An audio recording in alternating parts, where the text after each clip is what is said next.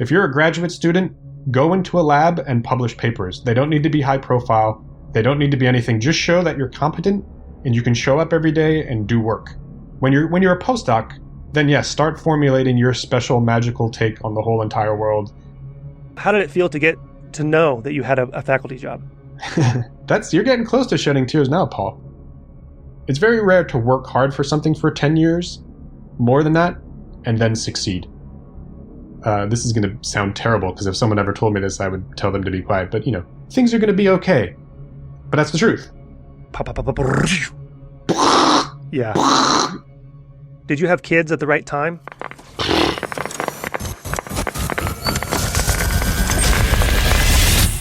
This is Brain Inspired.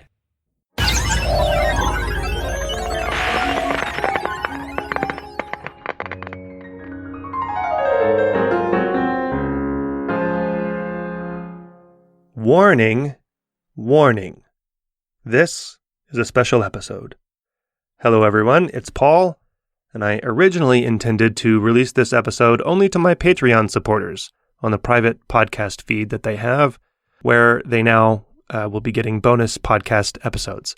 The nature of those extra episodes will be like this one, so it made sense to release this publicly so you'll know what kind of episodes Patreon supporters will be getting more of. Basically, many of these bonus episodes will focus more on the experience and insights of people in their academic and/or industry careers. For this first one, I roped in my friend and former colleague from graduate school at the University of Pittsburgh, Patrick Mayo.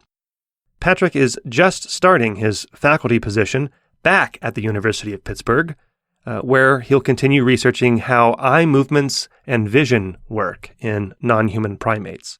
So, if you listen to the podcast for the deeper science discussions, this episode is likely not for you. Although we do talk about some of the bigger picture questions, the majority of the time we talk about his experiences and his recommendations to those who may be thinking of pursuing a similar path. You can follow Patrick on his fresh new Twitter account at Mayo_lab. And you can find show notes at braininspired.co/podcast/71. And if you do like this kind of episode and you'd like to support the show on Patreon, go to braininspired.co and click on the Patreon button there. I have a lot of great guests coming up with the normal types of episodes, and I'll continue releasing episodes like this to my Patreon supporters moving forward. As a side note, while Patrick and I spoke, he had in his background an old picture of me from graduate school days, my younger, static head perched right next to his live, modern, moving head. So that was very distracting. Anyway, I love this man, and I hope you enjoy our chat. Patrick, thanks for doing this with me. Thanks for being my first guinea pig here. Thanks for having me. Congratulations. I don't think I formally have said congratulations to you for getting a real job. You've made it. Yeah, it's, after 15 years of work, you finally get the job that you should have had 5 or 10 years ago. Always the optimist. So yeah. I'm looking at your lab page at the University of Pittsburgh, and it says that you run, well, the name of your lab is the Visual Motor Neuroscience Laboratory. Is that the official name? That's basically required by the department to come up with a name. So I wasn't in love with it, but it suffices. Yeah. I mean, you've officially started, and I thought you had already moved to Pittsburgh, but you're speaking from your home near Duke. Right. So still, it's sort of a weird circumstances of, well, this was all even before the pandemic, weird circumstances. Finishing up my postdoc for basically another 1 or 2 months, and then moving up to Pittsburgh after that, but doing work for both. So it's, that was not going to be easy to begin with. And then watching your children at home during the day yeah. makes it a challenging time, but so it goes. I never do this. I never ask my guests to describe what they do, but you want to just briefly describe what the vision is for your lab, and you don't have to go through like your entire history of science or anything. So when I was 1 year old, I started thinking about, someone removed the oxygen from your vicinity. Right. And I thought, I can't see what's going on. No, I think in general, my lab studies the interaction of vision and eye movements is the simplest way to think about it. This is something that I think is fundamental to understanding vision generally. I think it's The eye movement aspect? Yeah, so I was going to say, I don't, not to put too strong of a point on it, but to study vision without studying eye movements is not really studying vision in my mind. Okay. That is putting a strong point on it, but of course every lab has to focus on different things. But if we really want to understand vision, we move our eyes, and that's important. So the entire ventral visual stream is for not studying it is a pointless endeavor? No, I didn't quite say that. But trying to make you say something controversial. Trying to rile it up here. I do think the ventral dorsal stream segregation is, a bit overblown. Like those pathways are connected throughout. So, but anyway, yeah. So that's the general foundation, I think, is studying vision and eye movements in order to better understand vision, and also as a test bed and sort of as a foundation for understanding the interaction of perception and action generally. This is the same thing that arm movement, limb movement people are doing. I just think eye movements are a bit better constrained, and obviously you only have fewer degrees of freedom than all the crazy things that you can do with your shoulder, elbow, wrist, etc. Yeah, reaching is scary. It's always been scary. That's one of the nice things about eye movements, I suppose. Is your question then, is your quest to understand vision, would you say? I think my quest, it's, when you phrase it in that way, it makes me think of people who study primary visual cortex only and are like trying to do this hardcore, I'm going to study every 1 degree receptive field in V1 and come up with a model, and that is going to be vision. I wish Matt Smith was here. I know. Well, this is not an uncommon thought, right? And even I review papers for whatever journals, and they have models of vision, and they're really models of V1, which is great because we understand primary visual cortex, but there's other parts of the brain, so I hear. And so I think I would like to understand the interaction of eye movements and vision. I think that's the dynamic, the richness of that behavior, of what we're doing. That's actually vision when we're moving our eyes around and refocusing on things in the world. So I think that's more of the central question. How does that differ from your original? I don't know if you had a crystal clear original question when you were getting into neuroscience, but are you like me and like everyone else that you wanted to solve consciousness and understand what makes us conscious and all the highest level questions you could ask, or was it always geared toward vision and understanding? Well, if I can fill in your listeners, we obviously solved consciousness because you and I went to the consciousness conference. That was a good year for consciousness science when we went, yeah. And so I figured, why not wrap it up there and just move on to something else? Right. I know that was never my driving interest. I think I've been fortunate that I've been interested in a lot, if not most, of systems neuroscience level questions in the brain. Mm-hmm. It then comes down to, what are my skills? What's my experiences like? And so right now, I'm using the skills that I've acquired over the past X number of years and training in different labs to answer a question that I think is central to understanding the brain. And so it's not, it could be a different question. And actually, I really like and respect people who move around and follow, what the next question is beyond. But that's where I am right now. It's a really specific set of skills. You actually have developed a lot more broad set of skills than what I feel I got sort of pinned into. So, we both studied monkey neurophysiology in our graduate school days, and I went on to do a postdoc where I was, hoping to move beyond that. But then my skills were already so specialized and so valuable in that realm that you just kind of get pinned in and sucked into that one domain. And I really felt hemmed in. And I don't know do you feel that way, or do you feel like you were unconstrained and could move on to do whatever you want to do? Yeah. That I did monkey electrophysiology even before I went to graduate school. Yeah. And that's sort of been the central thing that I've wanted to do, insofar as if you want to understand human vision, I'm a pretty big believer that that's a very good, if not the best model. And so the main way in which I felt hemmed in was as a senior postdoc, and you start to see the opportunities dwindling before your eyes.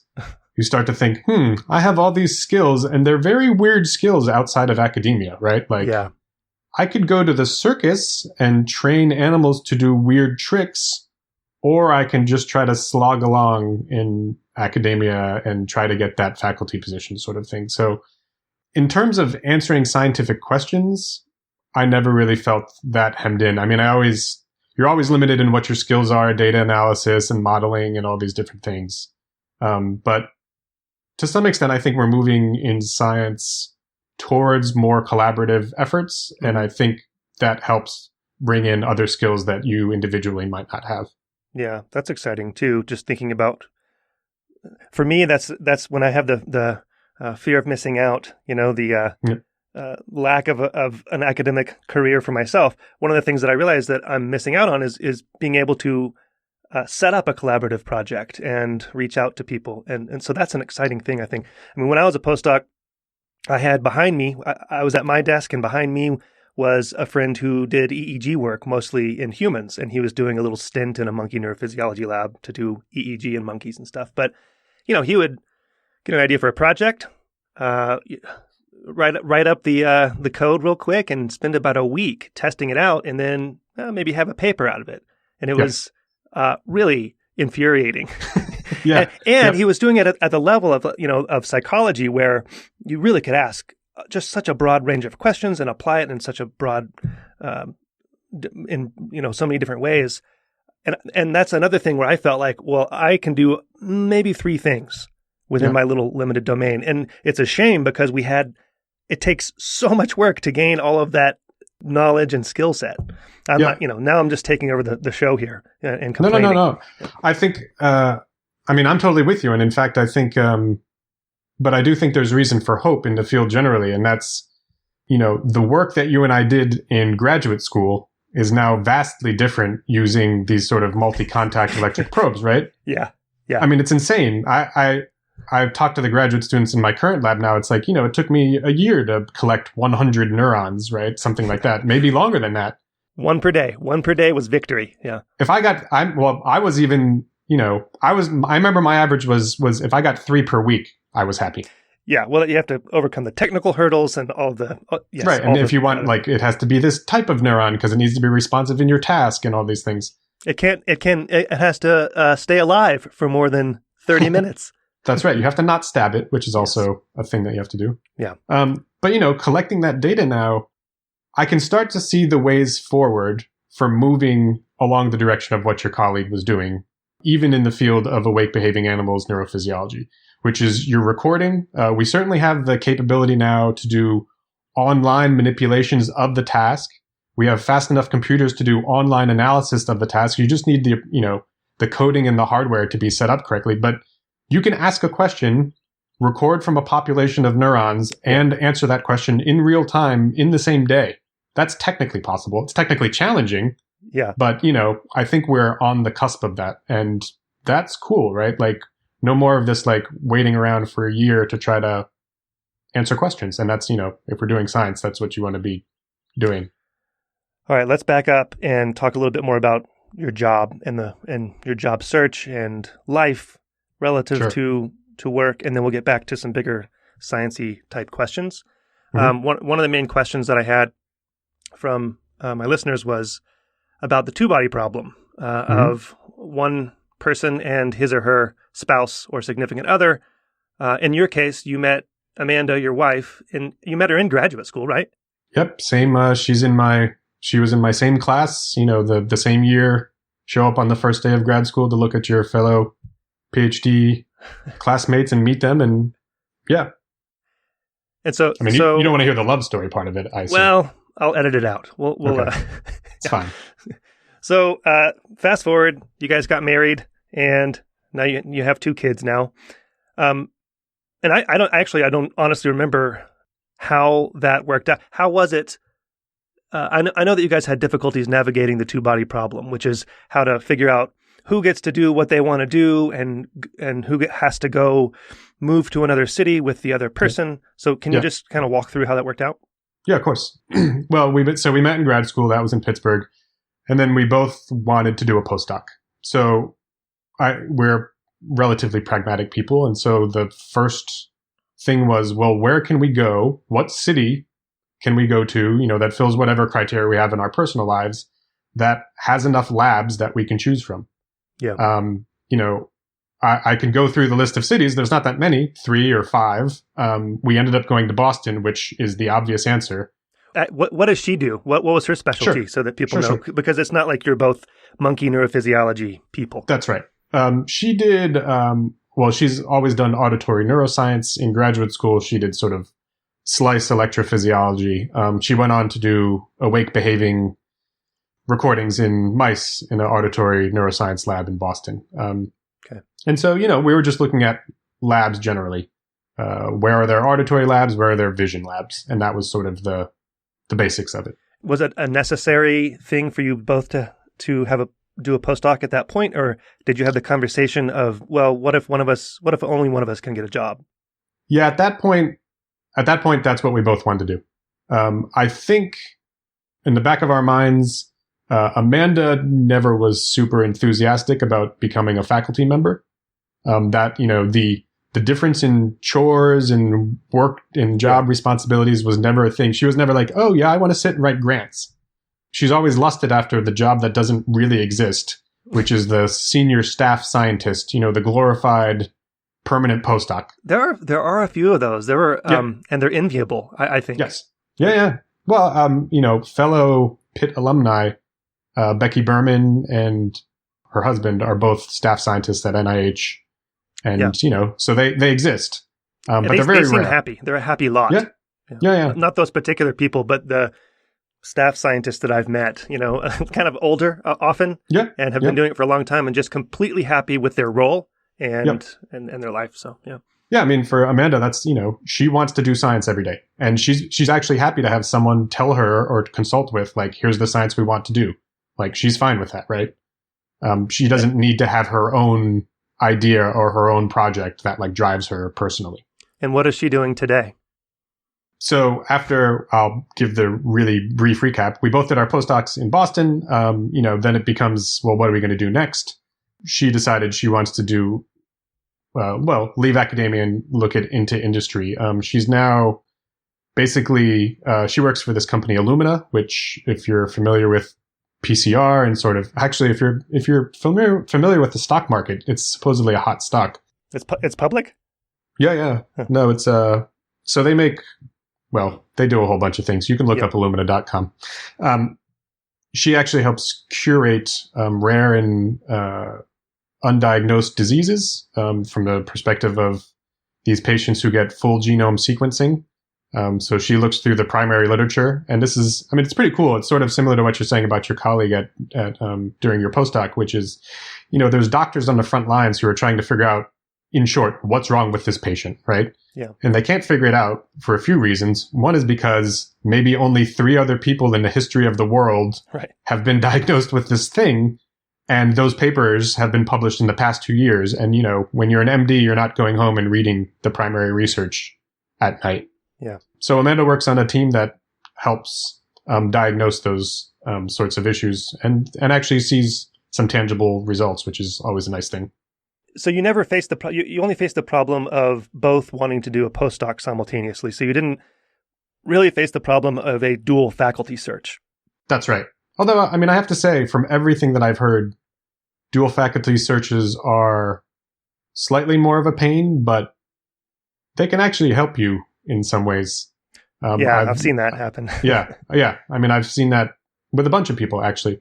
Someone gets a job who might not otherwise have gotten that job, or a job is created for that person, etc. Yeah.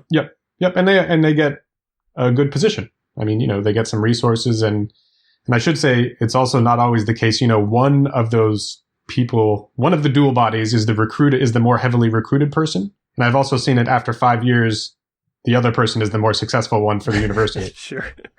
Yeah. Right.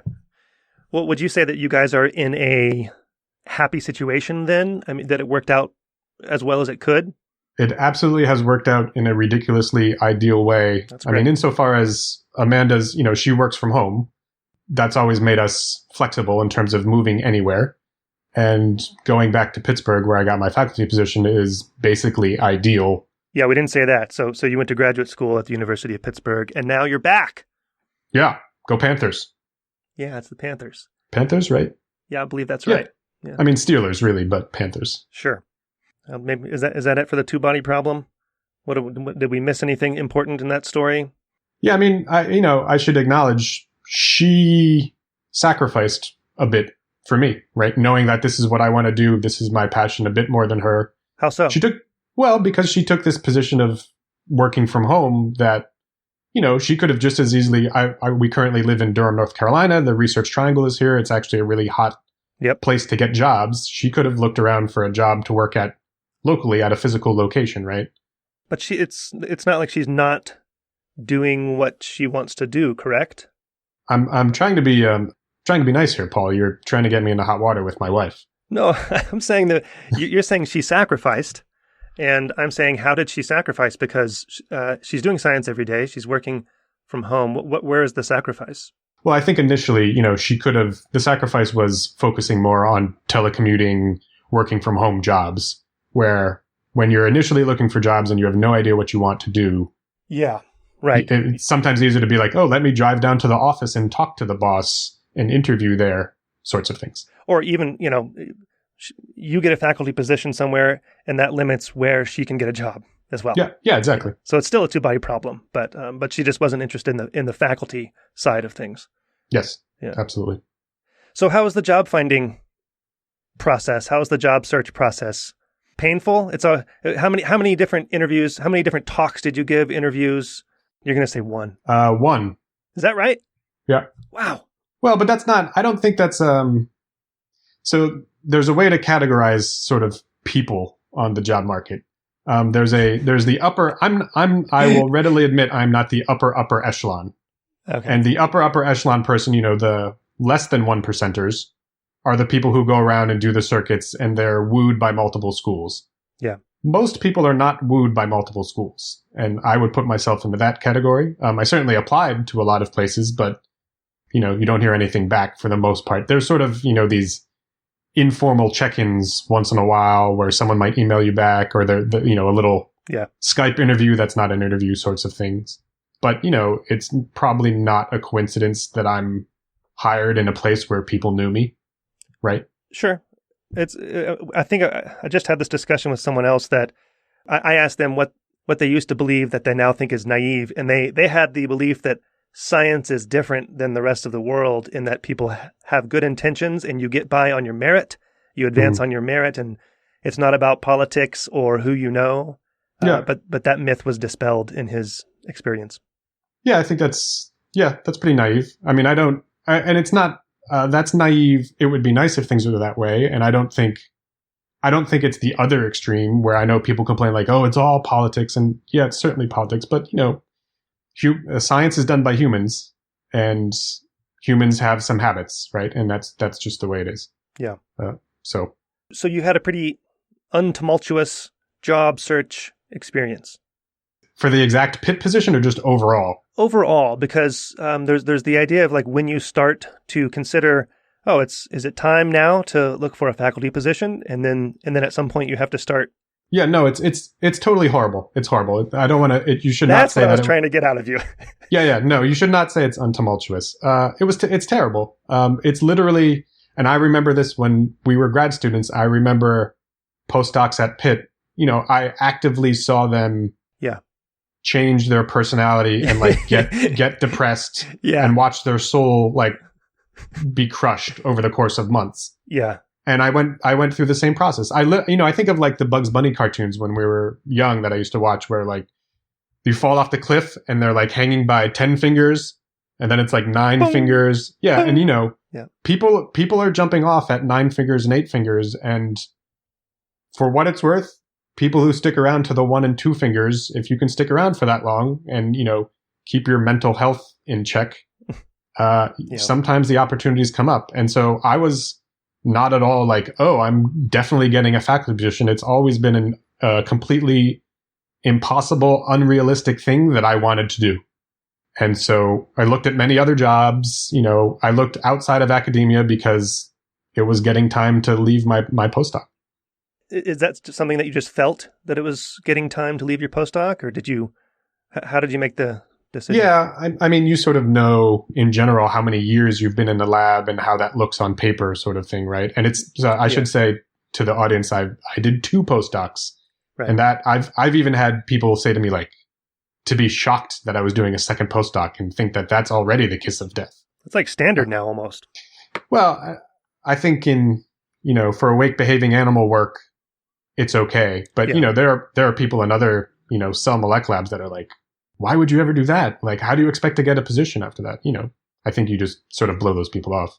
I didn't appreciate going in also. I mean, there was always the sense that, you're always taught that papers come a little more slowly from awake behaving monkey neurophysiology studies. And man, is that true? Yeah. In my experience. So you could, I did a 6-year postdoc, and I think I only got like 2 publications out of it.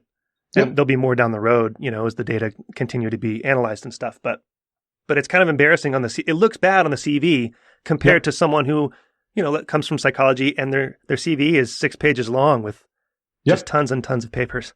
Yeah, and I think all that stuff is absolutely true. So when you're going up for that, when you're interviewing or interested in the position, you're competing against other people who have different subgenres of, their research, like let's say EEG again, just because that's what you brought up before. Yeah, those people are cranking out papers and you're not. And an astute search committee will be aware of those things. But I would say on average, most search committees are not astute. It's hard to be in touch with every single detail, and they have other responsibilities in their lives. And even if you are astute, there's still bias to prefer a longer CV.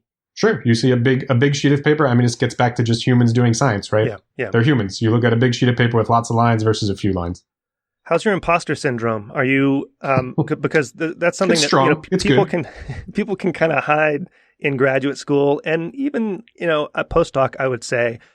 But when you bear the responsibility of running your own lab, I wonder if the imposter syndrome creeps up a little bit more. Yeah, for sure. My imposter syndrome is it's not rampant. I should say, I'll just say that I think you have one of the healthier dose of self-awareness than most people at least admit. At least, yes. Externally, you will at least admit it. Yeah. So I don't feel like I'm an imposter. I'll just readily acknowledge, like, oh no, I'm a failure.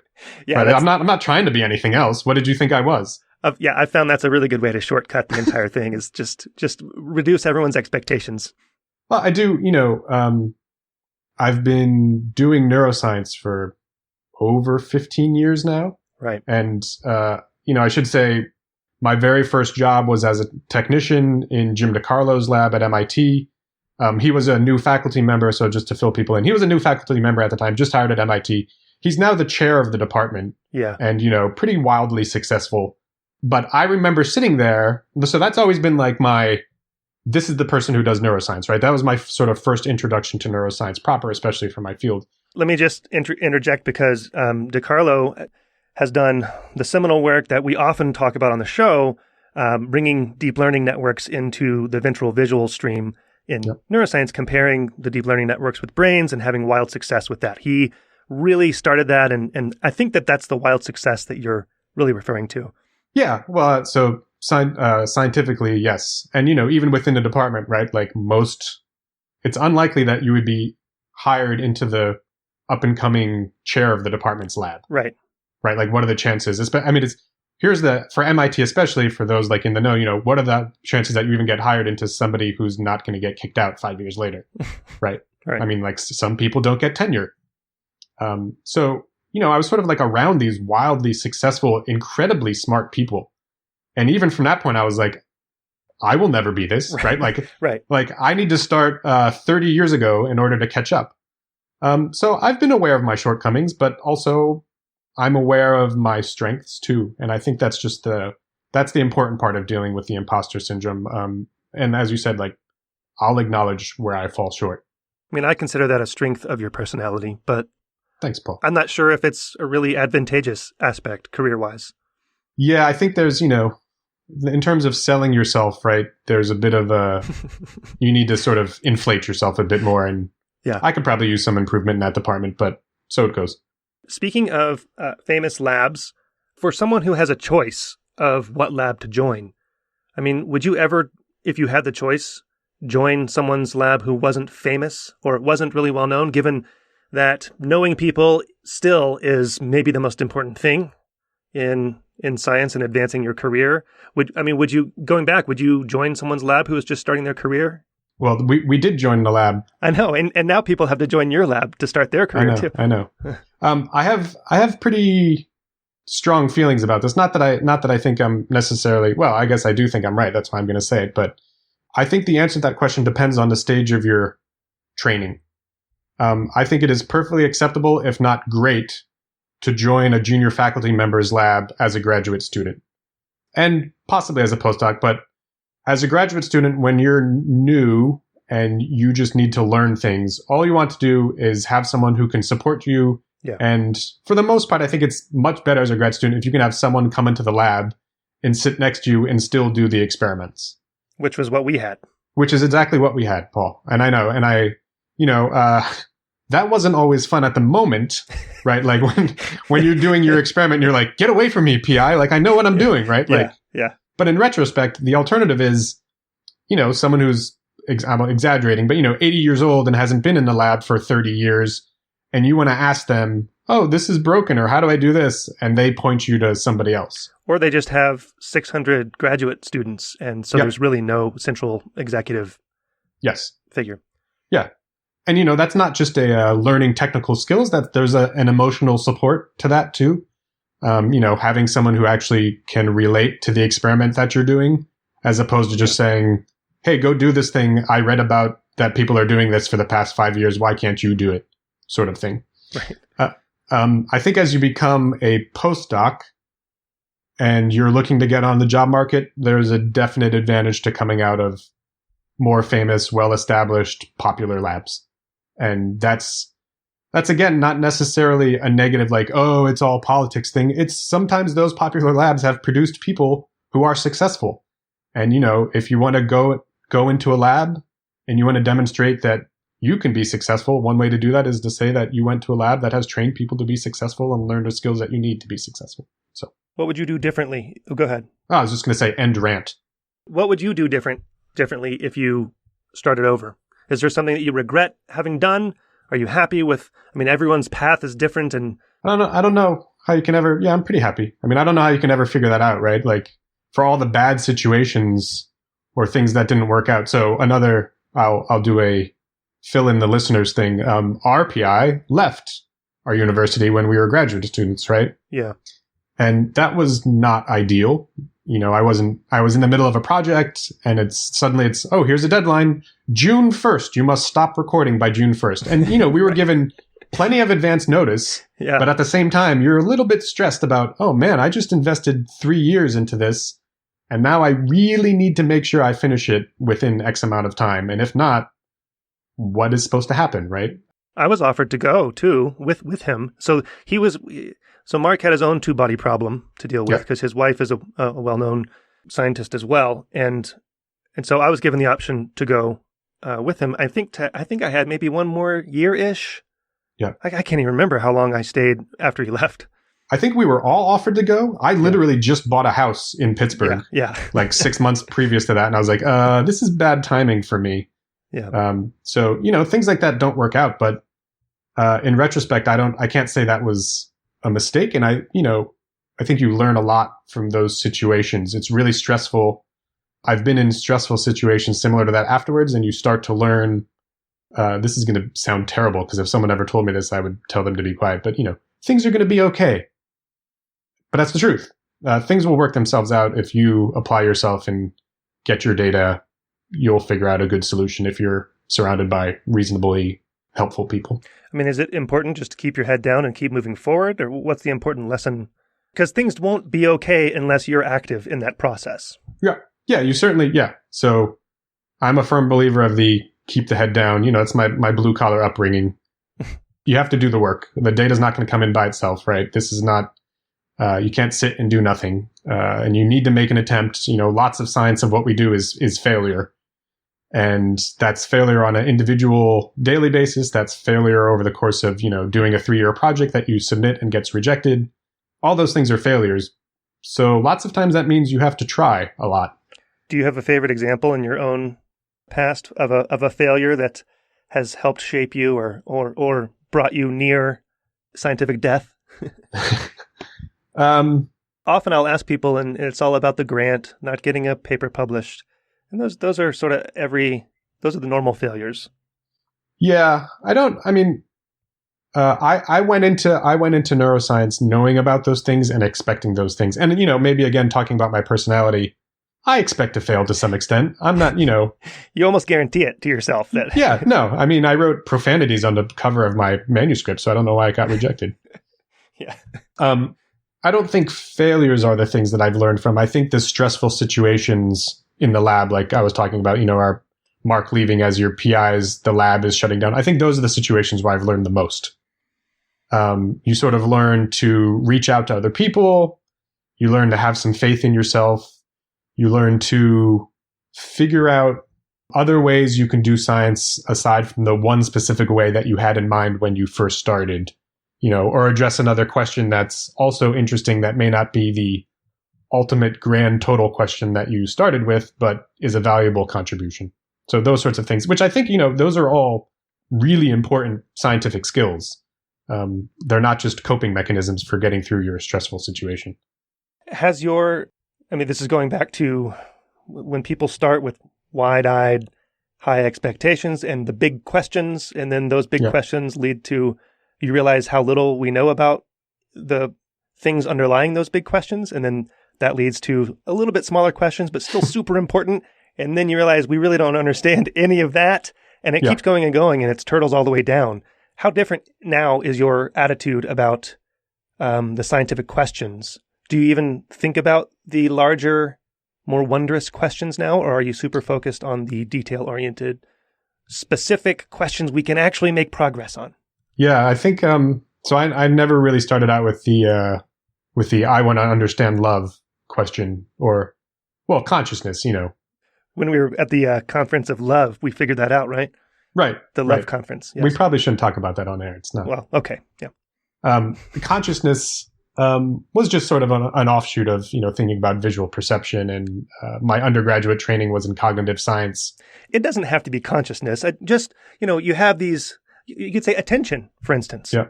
Or what, because you've studied attention, time perception is a big one that you've studied. And these are big questions that we don't necessarily know the answers to the questions that underlie those bigger questions. So, yeah, I think I've learned to focus on tractable questions. Okay.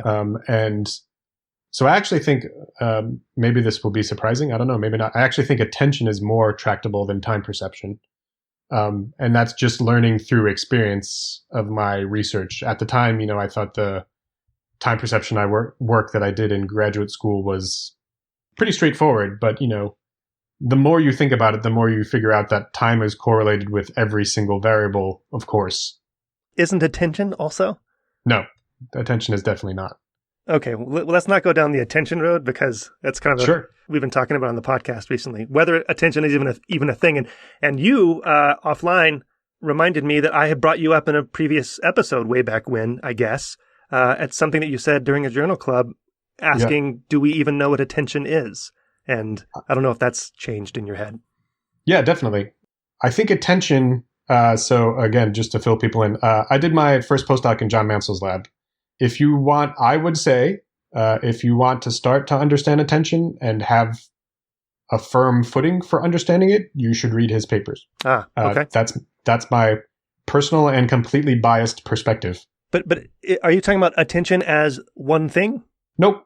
Okay. And so, in this past, actually, he has a PNAS paper in the past year about essentially breaking down attention into its subcomponents, readily acknowledging that it's mixed up when the way people use it in the literature.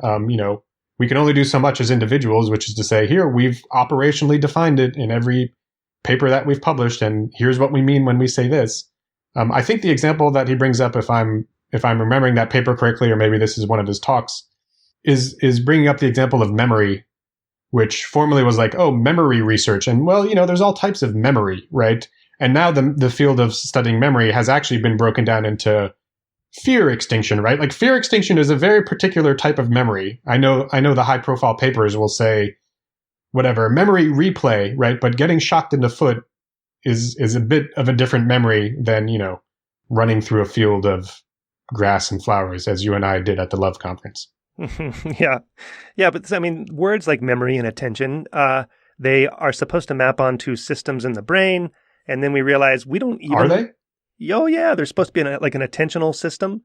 And then, you have your memory, different memory areas of the brain doing different types of memory, so... Yeah. We would like them to. We would like them to, yeah. Yeah. Yeah. Anyway, okay. You if you want to continue rant about attention, go for it. My brief rant is attention research. I fully agree. If you just pull out 20 or 100 attention papers, it's a mess. I do think that's not a reason to give up on it and to dismiss all of it. I think there are people doing really, really excellent, extremely thoughtful, well-controlled experiments. And if you take the time to seek those out, it will help you get a firm grasp on, the sub-topics of attention, what they are, and how to interpret other people's results as well. That's my shortest summary. What's one of your favorite scientific moments from your life thus far? Can I guess? And then... You can guess because I don't know the answer, and then I can tell you. Listening to a neuron burst before a saccade. The first time you sort of witness that, there's a monkey in the next room, you're hearing the popping of the neuron, and you hear pop, pop, pop, pop, and then the whoosh, and then you are watching its eye movements and can see an eye movement happen. Yeah, that's a good one, actually. I wasn't even thinking along those lines, but that has to be, this is something I say to trainees, either whatever, master students or grad students trying to figure out what they want to do, rotation students. Oh, should I stay in this lab, right? If you don't like that, if you don't find that exciting, then you should go to another lab, because that is and I think that's true for most people in our field, that's the exciting, enriching, amazing thing, which is just watching that happen in real time. And still, to this day, that's the thing that blows my mind.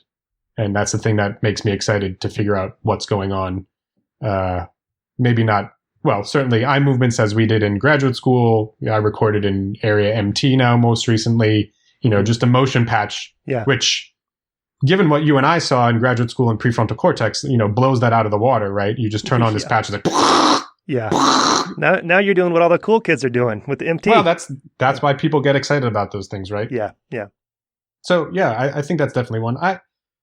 In terms of experiences, I think I was very fortunate to join John Mansell's lab. That was my top choice. When Mark Summer, our advisor, sat me down for the end of our graduate training and was like, so what do you want to do for a postdoc? Or where do you want to go? And I said, oh, well, John Mansell's lab, but I don't know why he would ever have me in his lab, right? These sorts of dismissive things. Right. My training in his lab and the research in that lab was excellent. I think I could have and should have taken advantage of it more, but things happen in life, like you have children and those sorts of things. Yeah. But that's been a big part. Did Mark help you get that job, or was he just, you're just citing a time that he was just asking what was going on?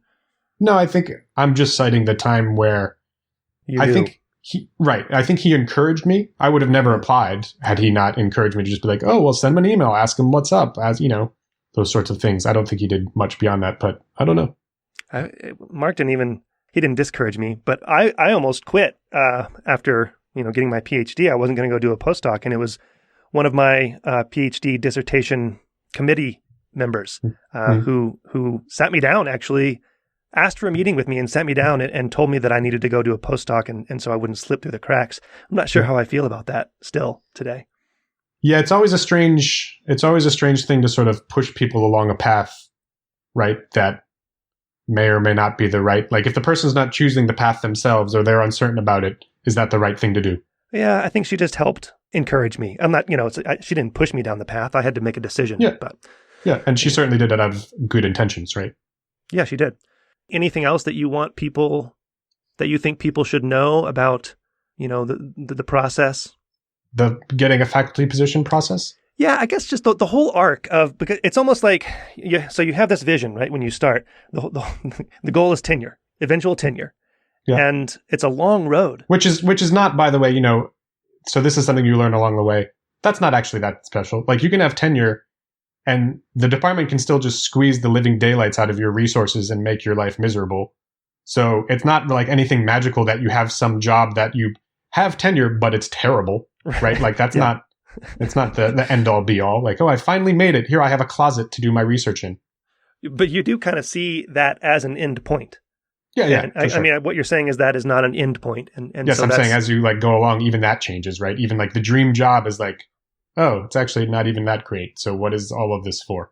What about, I get emails from people asking for advice, and they often have a pretty specific description of what they're interested in and the kind of lab that they need to join, very specific. And my immediate thought is it almost doesn't matter, like how you start. Yep. Yeah, I think that goes back to what I was saying before about training with a junior faculty or senior faculty. If you're a graduate student, go into a lab and publish papers. They don't need to be high profile. They don't need to be anything. Just show that you're competent and you can show up every day and do work. When you're a postdoc, then yes, start formulating your special magical take on the whole entire world and maybe try to get your higher profile papers out. But certainly as a graduate student or that level, just learn basic skills. And, you and I both know plenty of graduate students, everyone does, who are not really competent, right? Yeah, I'm looking at you. My I'm hand looking is directly. raised, yeah. No, I know. We tried to kick you out of the lab, Paul, but you just kept coming back. Yeah, I had good lawyers. So I don't know if that helps or hurts people. I agree that being overly specific or being focused on one single subtopic seems like it doesn't usually help you. You know what else helps is to be surrounded by other good graduate students. I guess I'm not sure if I've ever formally thanked you, but thank you because you helped train me as a graduate student. You were 1 year before me. I mean, my intellect far exceeds yours, but no, I know you had a little bit more experience, and so wait, hold on. Can you speak more slowly? I'm just trying to follow. Yeah, exactly. Yeah. What do you think? Does that wrap up the? You haven't shed any tears yet, so maybe I don't. I got a faculty job. I have nothing to shed tears on quite yet. How's it feel? How did it feel to get to know that you had a faculty job? You're getting close to shedding tears now, Paul. That's true. Yeah. It was huge. It was absolutely immensely huge, even because I went into the interview not expecting success. You have no reason to go in and be like, oh, I'm going to nail this and just take this job home. That's also your MO, is going into everything not expecting. Yeah, I guess so. Yeah. I guess so. But, just even like, my background knowledge of the interview process and where they were at and all these different things, I went into it very much thinking this is an opportunity to practice interviewing, right? Because it was essentially my first full faculty job interview. It's like, if it goes horribly wrong, which it probably will, they're going to ask me some question about, oh, after 1.5 years, tell me what your budget will be on, and I'll be like, oh, I didn't think about that. What's your 5-year vision, 5-year plan and stuff like that? But, yeah. So was it more relief or joy or, was it like a burden that you'd been carrying that felt like was finally released, or what other words can I put in your mouth? No, joy. Certainly joy. It was not, well, I mean, the burden insofar as there's always the personal burden of, I have a wife and kids, like I need to have a job. And so I was looking to go to industry possibly because that's, what else can you do? I've never met your kids, but I have always felt Amanda I've always considered her a burden. Yeah. No, insofar as my kids are genetically related to me, they're actually an even larger burden, if you can imagine. Yeah. But it's very rare. It's very rare to work hard for something for 10 years, more than that, and then succeed. What do you mean? Well, since if you asked me in graduate school, what do I want to do? I would say, I want to run my own lab. Yeah. Like, I'm interested in neuroscience. I think about these things. I have questions that I want to answer that nobody else is answering, and it frustrates me. I want to be the one to do it. And then you say, oh, okay, well, Patrick, talk to me in 10 years, right? And like through that 10 years, like you have children. Everything changes. Like, you have failed experiments, whatever. You move around the country, like all these different things happen.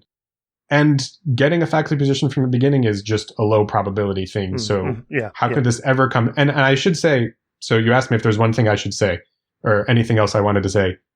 Luck is a huge, huge part of all of this, and there's no getting around that. But fortune favors the prepared mind. Yes, to some extent.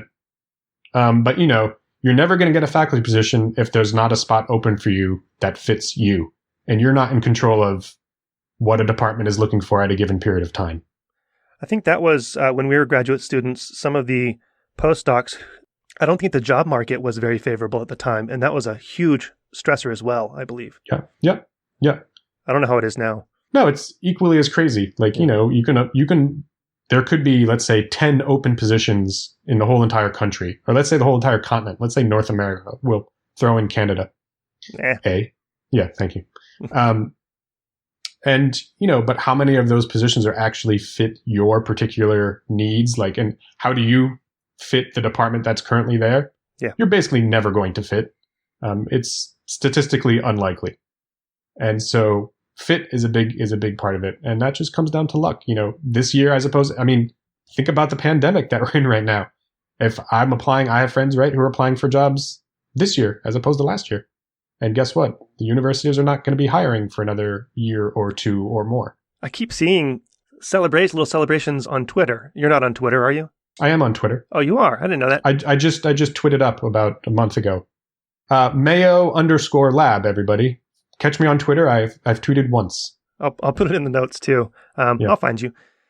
Anyway, I keep seeing people tweeting about getting a new job. And I think, man, it seems like a lot of new jobs are being nailed down right now in the pandemic.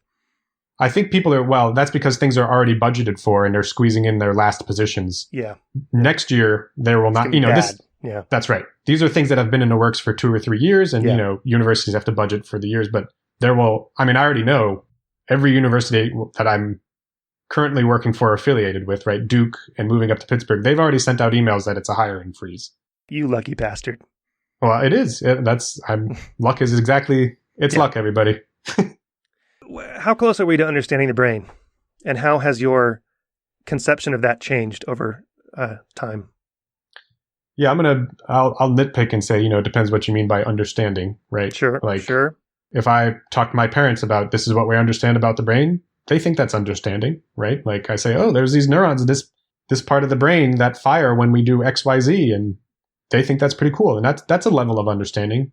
Of course, the level of understanding that you're probably referring to, and anyone who has a neuro interest, is more along the lines of understanding individual neurons, right? And cell types and how those different cell types modulate activity and how the network functions as you insert or take out different cell types.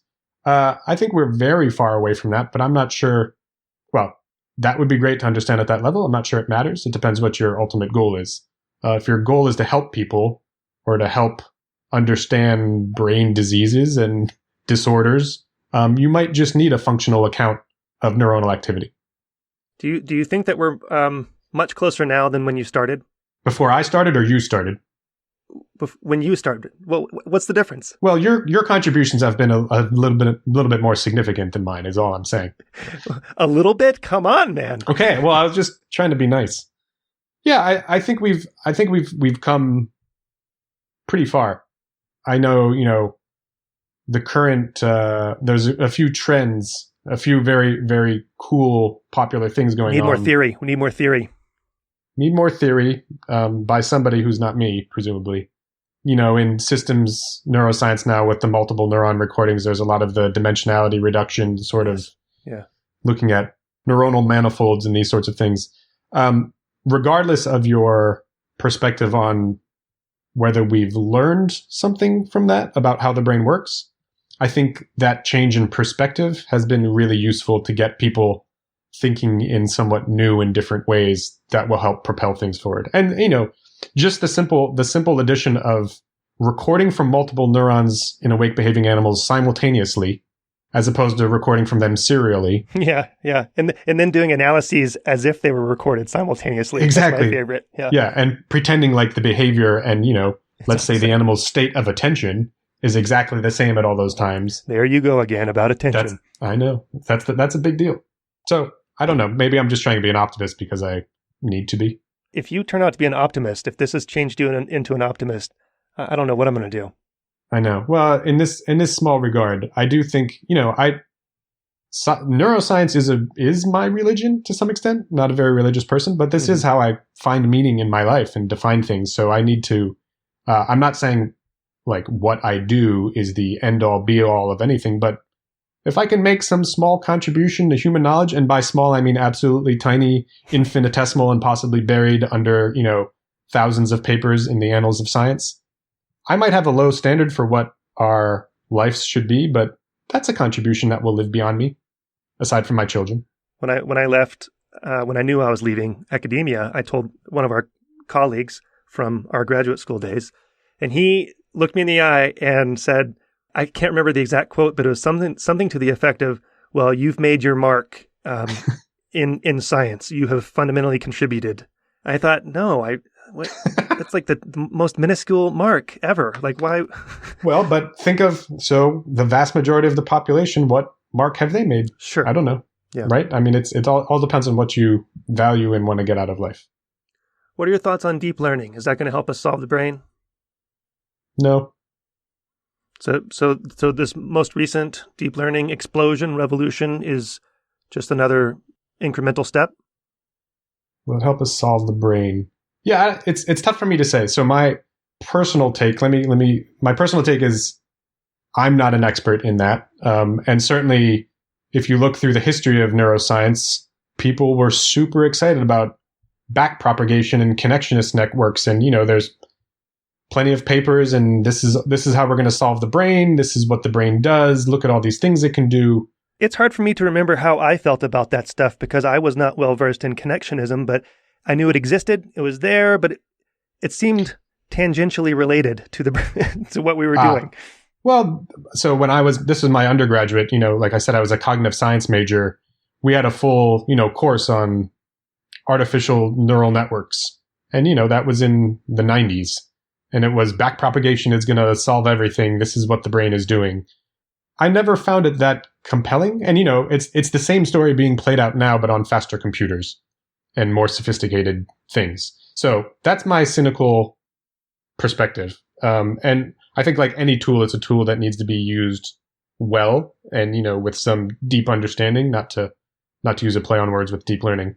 But on the other hand, going back to people like Jim DiCarlo, he has thought immensely and deeply about these things, and I completely trust his intuitions and insights.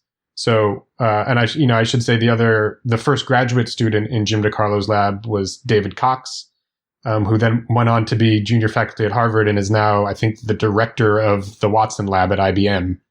So, these people are orders of magnitude more involved and more knowledgeable about these things, and they're producing really insightful papers. So whether it will actually solve the brain, I think it will be one other tool that will help us understand the brain.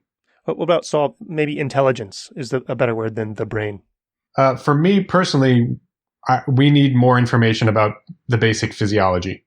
And that's not going to be solved by deep learning. That's going to be solved by recording from the brain. So there's one question of whether substrate matters, right? Do you need a brain to have an intelligent system?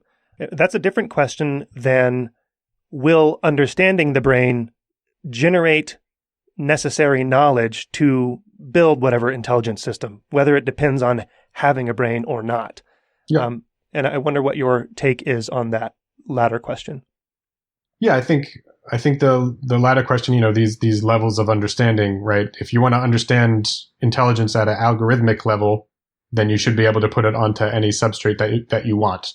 And I think that's Jim DiCarlo's perspective. At least it was 15 years ago. So I should say my cognitive science thesis was essentially, the title was something like, can there ever be human level artificial intelligence? Okay. And so as soon as Jim found that out, he was like, and of course, let me say, I was the only person in the lab at the time. There were no other grad students. There were no postdocs. You're a technician. I was a technician. So it was just Jim and I every day for like 6 months to a year putting together the lab. And this is a guy who like thinks about the brain and wants to talk about the brain every day with an undergraduate, with an undergraduate liberal arts student. He was just, would try to talk to me every day. Like, well, what did you think? What I read about your thesis, what was the outcome? And at the time, my thesis basically concluded no, we would never get to that level. Which, in retrospect, I don't know. I just read the literature and that was my best interpretation of the time.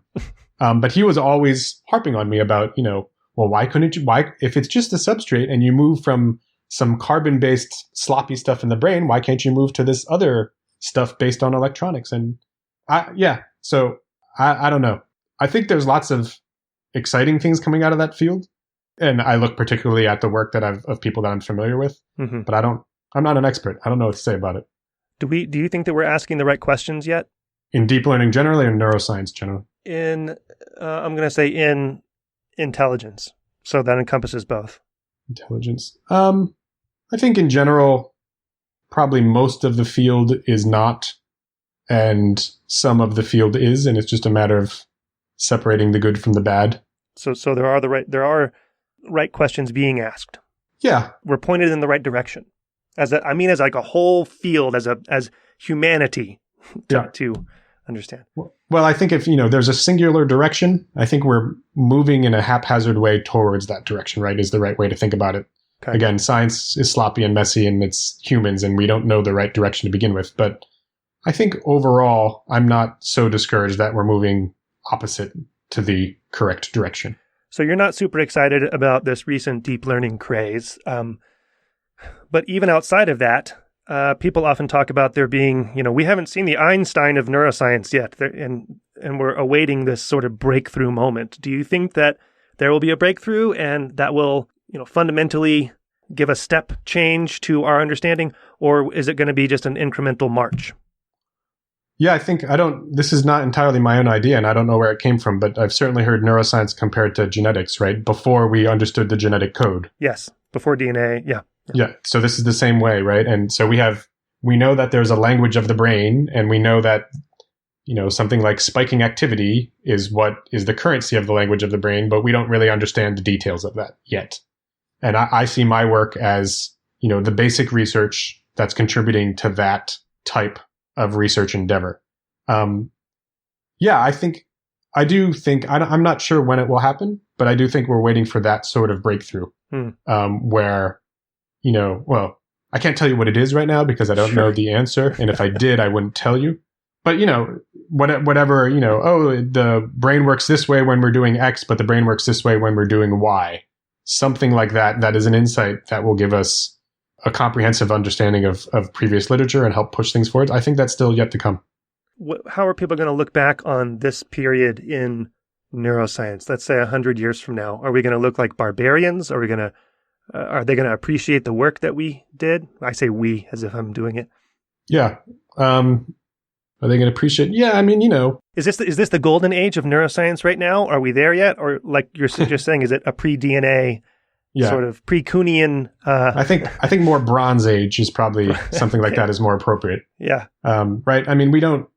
In retrospect, you're always going to look back at science as you should, as not progressing to where you are now. It doesn't make any sense to think we've reached the pinnacle if we don't have the answers to the questions.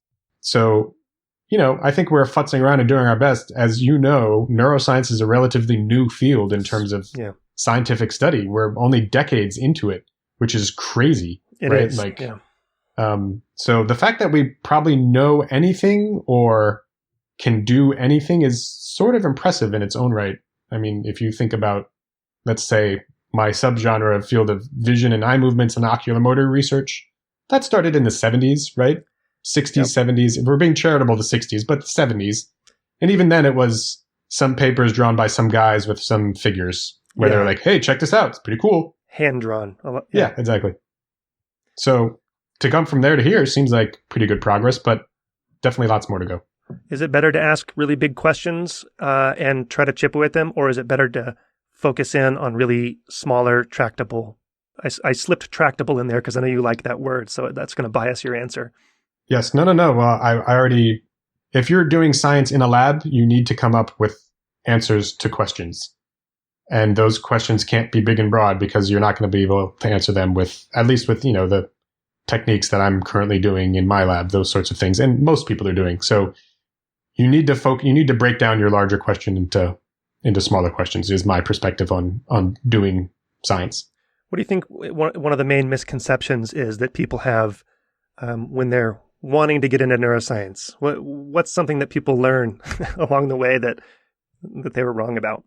Yeah, I think like you said before, I want to understand love. So let me go join this lab that studies some neurotransmitter, right? And I'm going to figure it out. Science is Well, sorry, what's the misconception that they're going to figure it out? The misconception is that you're actually going to answer the question. Yeah. Okay. Right. Damn, that's rough. Yeah. Yeah. I mean, science is a long slog. It is the eternal slog. Yeah, it's almost a misconception that you're even going to come close to answering the question. However, you will answer questions, and that's part of the fun. Yeah. And hopefully you're answering questions that are still related, right? That you actually now appreciate the larger topic is actually not so simple as what is love, right? Or what is consciousness. And that's cool. Like you should be excited by that, hopefully.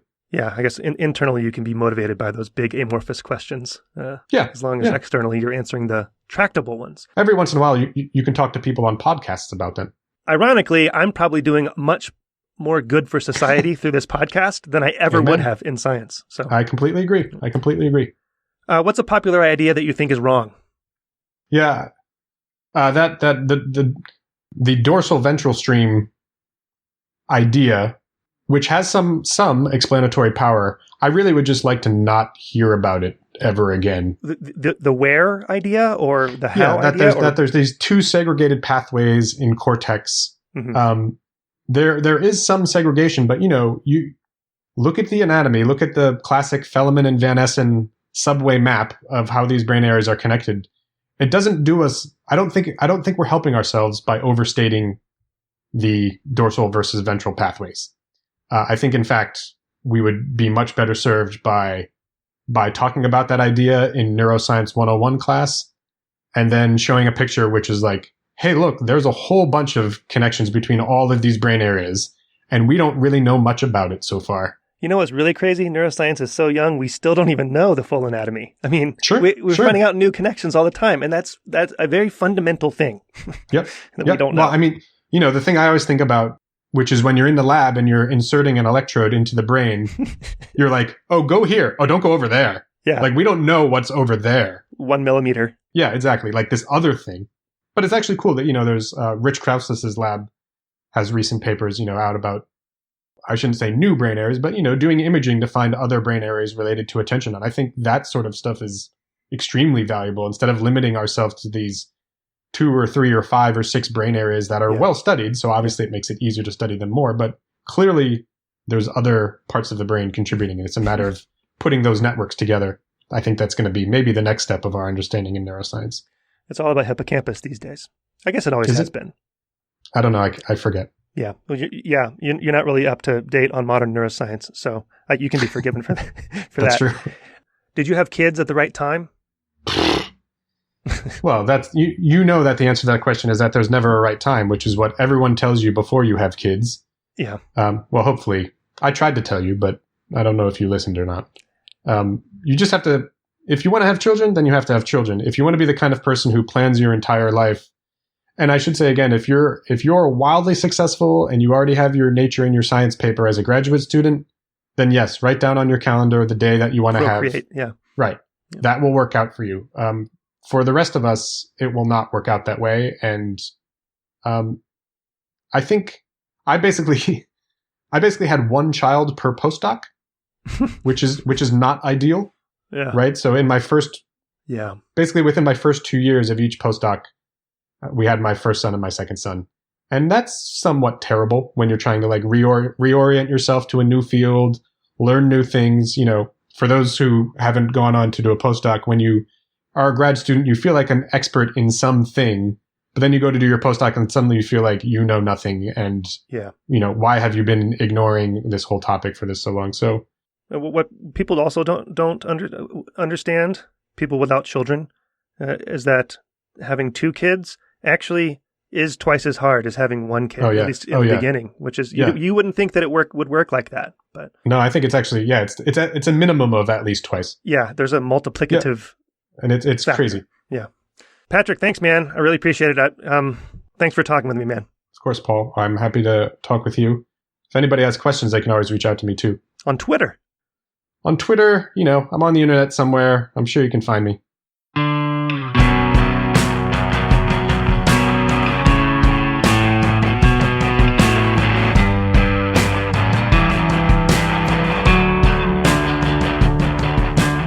Brain Inspired is a production of me and you. You can support the show through Patreon for a microscopic $2 or $4 per month. Go to braininspired.co and find the red Patreon button there. Your contribution will help sustain and improve the show and prohibit any annoying advertisements like you hear on other shows. To get in touch with me, email paul@braininspired.co. The music you hear is by The New Year. Find them at thenewyear.net. Thanks for your support. See you next time.